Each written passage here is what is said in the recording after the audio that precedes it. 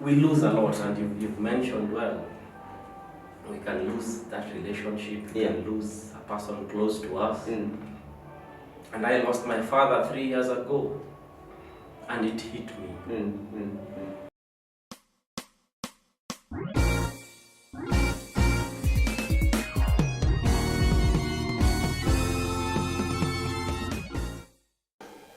Hello, everybody, and we want to believe that you are doing well wherever you are watching us.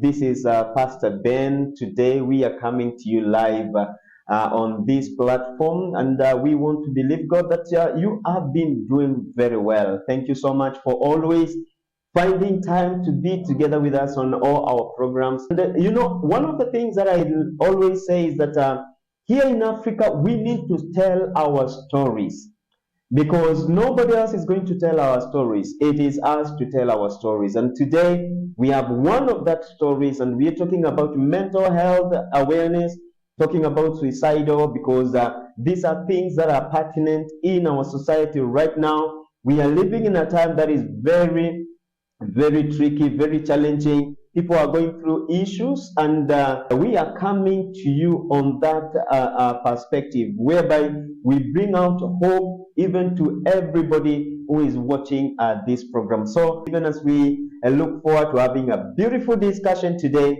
and probably if it's your first time to be here together with us, kindly consider to subscribe, like, and leave a comment on this platform, and we shall be glad to know that you are there and that this program has been a blessing to you. So, karibu sana. My name is Pastor Ben, and today we have a guest, and my guest is here. I just want to have him introduce himself to us, even as we begin this discussion. So, man of God, Ken, just introduce yourself to our viewers. My name is Kennedy Gakuru Givenji, and like you have heard, I am passionate about mental health and creating awareness about it, because this is an important issue that we were never taught in class or in the church.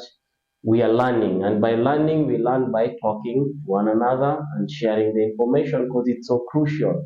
So let's have fun as we talk. Let's do this. Absolutely beautiful. Ken, karibu sana. You're most welcome, and thank you for finding time to join us on this set. So let's begin from the beginning. Ken, I know that you've had an experience as a person, and that's the reason why we are here and having you as a guest, so that you can talk to us. Because I do believe that all of us we are having challenges in one way or another. And I think I just looked at the statistics, and it said that every one of us have some percentage of mental health issue. Yeah. So talk to us about this. My story will start 10 years ago, because that is when I had 2 brain surgeries on my left side. And from that point is when now I am in this topic we are talking about. And this is because I lost all my memory, and I lost everything that I held firmly to, which was my physical health as well, because I thought I was in good state, but I lost it all. And now I am more aware of what I went through because of that journey. And that's why I am passionate about letting others know about my story, so that they may understand their journey more, especially their mental journey, because we are all going through something, like he has said. And that's why we are here again. And absolutely, yes, absolutely. Ken, this is good to know that. So now, perhaps you could take us back to the point that you realized that you had this brain surgery, or maybe something of that sort. Was it something that was accidental, or something that happened and you found yourself in a coma or something like that? Tell us about your story. On that day, it was a Sunday. I'd gone to church. Then in the afternoon, I went to meet with my friends, and we were playing a game. And I got a blood clot. And that is what I understood later on. but it was stories I was told about it. I got a blood clot, and the vein in my brain burst. And by it bursting, the body knows how to deal with itself when things are happening. So I had to go down to a coma so that it preserves what was happening in the brain. Wow. Which the people around me did not understand because I looked okay. On the outside, I looked peaceful. And what they said was, he's a bit tired. Let's get him home. By the time he gets home, he'll have woken up. This was a coma, but they think I'm sleeping. Wow, wow. Yeah, so it was a long day because it happened around 3 p.m. And I got back to the hospital at 11 p.m. Wow, those are 8 hours later because people didn't know what was happening. Because they're like, what is happening to him? He's okay, he looks okay, but he's asleep. So when we went to the hospital is when they took the photos and they saw that mass of blood all over the brain. That's when they said, so this is what is happening.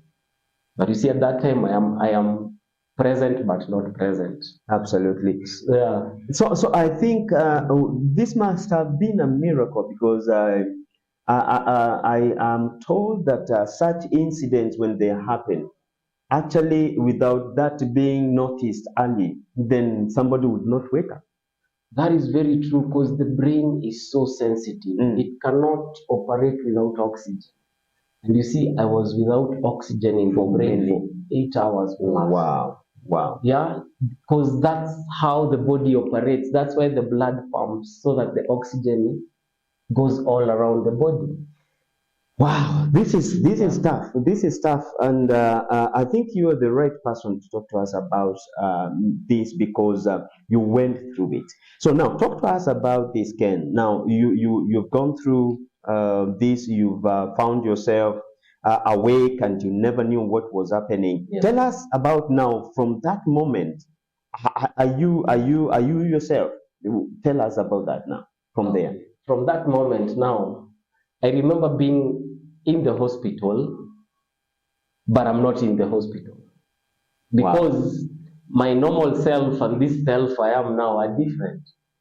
And that's why I was in the hospital bed and I'm asking myself, when I got my senses back, what am I doing here? Yes. And today is a Sunday. So I'm supposed to be at home tomorrow. It was a holiday. I'm like, I'm supposed to be in my bed. Yes. So what am I doing in a bed that is not mine? Yes. So I found myself, I was tied to the bed. Wow. And it's only later that my friends are telling me, do you know how much you disturbed us? Wow. Because I woke up, apparently, and I started taking out the things. Yeah. And by doing that, I'm killing myself. Oh my goodness. So I had to be tied down. Yes. And now that made me more angry. Because I'm trying to say, why you guys holding me down? You see, now the reality from whatever is in the mind are not on the same level. And I was trying now to think, what am I doing? I know I'm okay.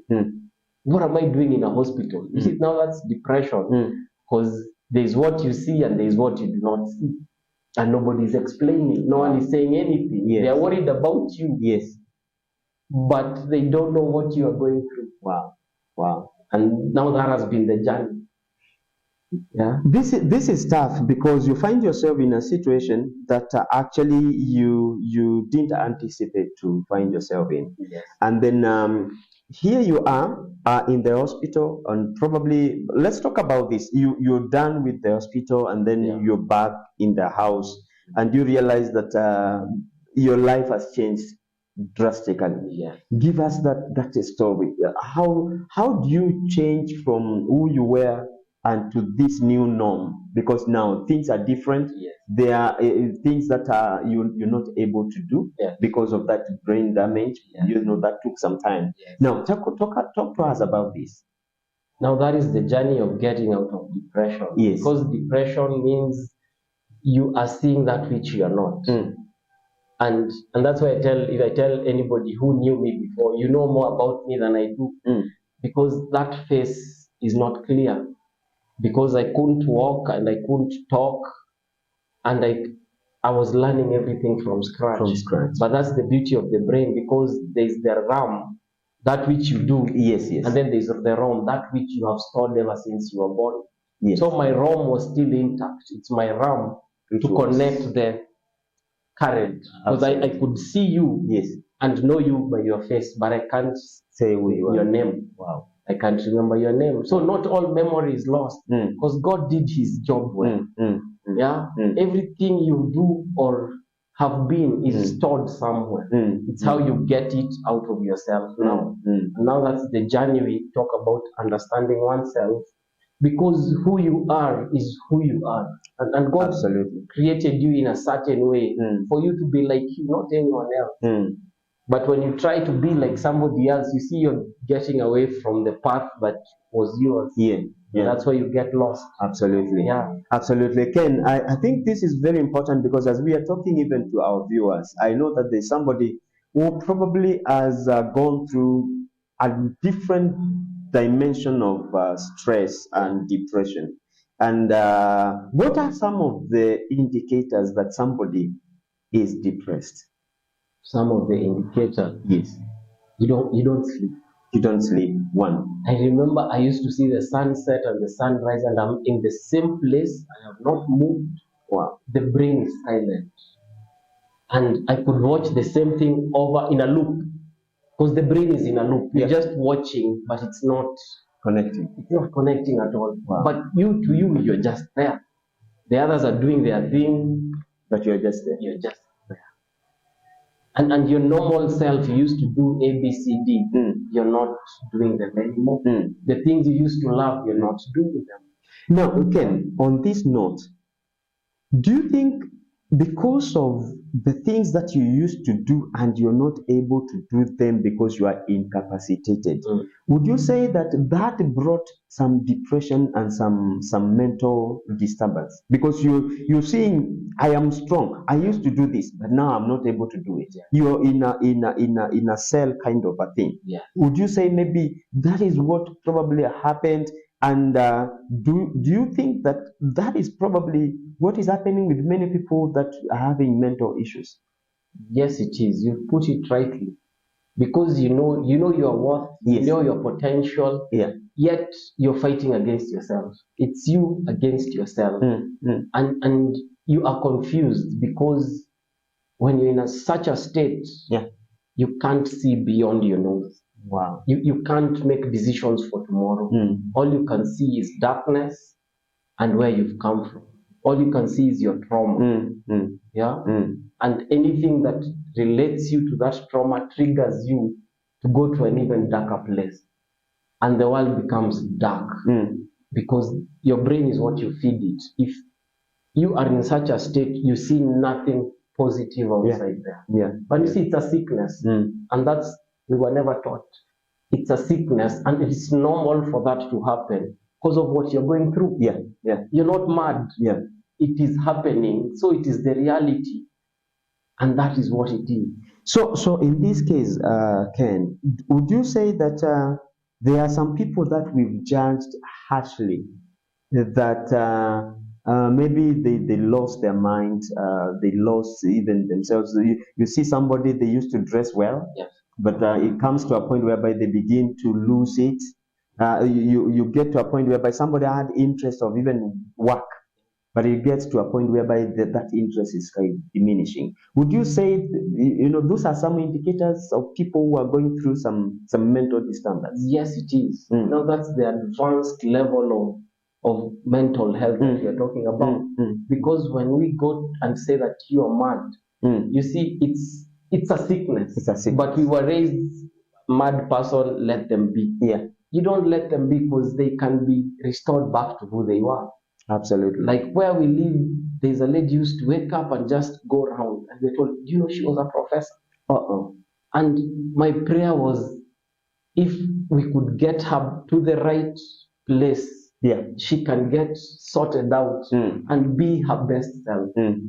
You see, and because there's no mad person. We are all sick. We get sick at some point in time, but we seek the solution for that sickness. But in this brain of ours, it's an unknown. And that's why we let them be. Absolutely. Yeah. Would you say that there are some people that we've judged harshly, that maybe they lost their mind, they lost even themselves. You see somebody, they used to dress well, Yes. but it comes to a point whereby they begin to lose it. You get to a point whereby somebody had interest of even work, but it gets to a point whereby that interest is kind of diminishing. Would you say, those are some indicators of people who are going through some mental disturbance? Yes, it is. Now that's the advanced level of mental health that we are talking about. Because when we go and say that you are mad, you see, it's a sickness. It's a sickness. But we were raised mad person, let them be. Yeah. You don't let them be, because they can be restored back to who they were. Absolutely. Like where we live, there's a lady used to wake up and just go around, and they told, she was a professor. And my prayer was, if we could get her to the right place, she can get sorted out and be her best self. You see, and because there's no mad person. We are all sick. We get sick at some point in time, but we seek the solution for that sickness. But in this brain of ours, it's an unknown, and that's why we let them be. Absolutely. Yeah. Because we are talking about depression, we are talking about mental health, and we've seen cases, Ken. We've seen people that have gone probably through some of like the things that you went through. Yeah. You, by the grace of God, and we should say it is by the grace of God that you are here whole, and that is now history. Yeah. And now you're using that history so that you can talk to somebody else, probably who is in it now, or even who is almost walking into that shoe again, and you can tell them that there is hope. But now, before we get to that, there are people right now who are going through depression. Yours was a mental one because of the sickness. Yes. But there are others whose sickness is out of probably, let's talk about first relationship. Yes. Let's talk about relationship, because there are people that were well. Yes. They've grown up with visions of who they're going to be. Yes. If it's a young lady out, she will get married and have children and have this beautiful family, and or even a man, But at some point, things don't work the way they are supposed to be. How do we navigate that now, from that ambition of who we wanted to be versus who we are now? Things have not worked out, and now we find ourselves in a depression and in a mental situation. How can somebody navigate now from that point now to bring that self-worth into themselves again and move forward? Okay, you identified a critical topic called childhood trauma. Childhood trauma. Because you see, from the time we are born to the time we are who we are, we have layers and layers and layers of ourselves. And that's why I wrote this book called The Present Hindsight, because it's about me, myself, and I. And I wrote it to myself, the younger version, so that I tell them we are now safe. Because there was a point in time we were not safe. But you see, when you take all these stages of you to a marriage or a relationship, you're giving that person so much to deal with. Absolutely. Because all they can see is the you now. And that other person also comes with the layers of themselves. So from what I've seen, what we need to do when we get into that relationship, even before marriage, introspect yourselves. Understand who you are. Don't expect the answers to come from the other person. Yeah, because that other person is also going through their own self. Absolutely. And you see, I keep on repeating, we were never taught. Some of us have gone through terrible childhood. Others have not. That understanding is what creates that platform. Whatever you went through, it's in the past. How you're dealing with what you went through now is what you need to now deal with it now. Tomorrow is God. We have now. And that childhood trauma, you can see it in every other person you meet, because all of us have gone through something. We say money cleanses everything. Even those with money, we should be seeing them happy. But do they look happy? No, they are not. They seem to be more in depression than we are. Absolutely. So Absolutely. if money is not the answer, and God told you He's the one who gives it all to you, why are you putting your confidence in money and not in God? Because He knows you. He said it even before you were born. He knew it. He knew you. Yeah. So why are we complicating our own selves? That's and true. the answers are there. Just breathe. Breathing is so simple yet Yeah. so hard. Yeah. Just be. And the answers will come, definitely. In the right environment, because the environments also play a huge role. Huge role. If you are surrounded by people who always talk about a certain thing, you will begin talking about that. Absolutely. If you read the same things, you will see them. If you see them, you see, that's the food of the brain. What it sees, what it hears, the five senses. That's how I got my memories back. Yourself back. Because when you're born with the five senses. Oh yeah. You learn how to see that sound, you learn how to walk. I had to learn all those five senses, and now I notice things in depth because I know how they feel like when you lose them. That's why people say when somebody is blind or deaf, all the other senses are they are more highlighted. You hear more because you can't see. Absolutely. And that should be our daily selves, but we've gotten accustomed. I can walk, I can talk. But you see, waking up from that bed is a miracle. It's a miracle.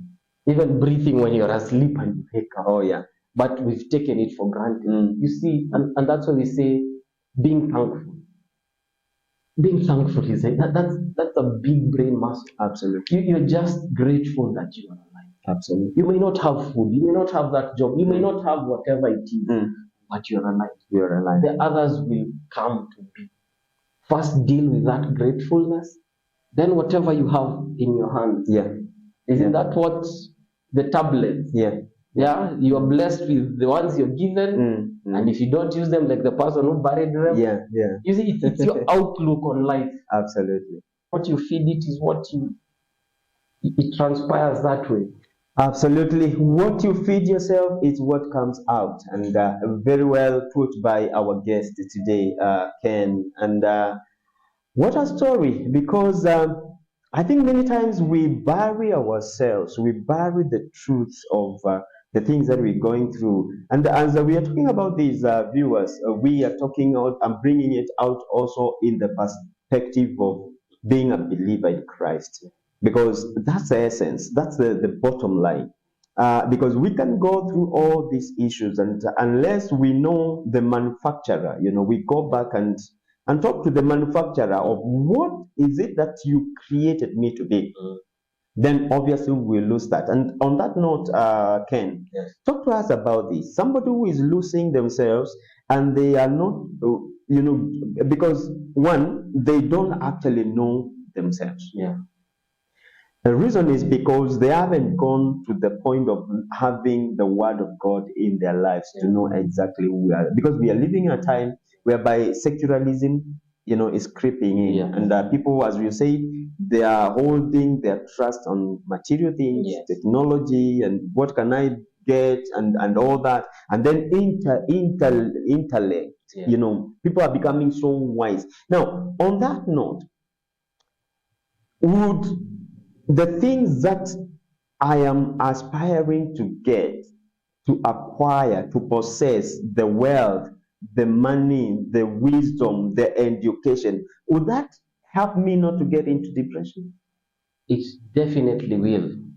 Because anything external can get away from you. Yes. But your internal self, nobody can take what is inside you. Yes. Nobody can do that. And that's why the word is inside of you. Yeah. Absolutely. Whatever you feed the word, your body, your spiritual self, your psychological self, it is you. From the bowels of the heart, the mouth speaketh. Absolutely. Who you are is what you do and how you be. So you see, we hide behind the external thing. I am this at work. I am a father. I am a mother. Guys say I am this. I want that position. You will get all those, but you're hollow in the inside. You will try to hide it with all the other things, and you will be hollow your own Nothing self inside. people will worship you, people will want to be like you, but when you're alone and you look in that mirror, there's something you don't have. There's some, and Solomon was given everything. Oh yeah. He was given the wisdom and the wealth.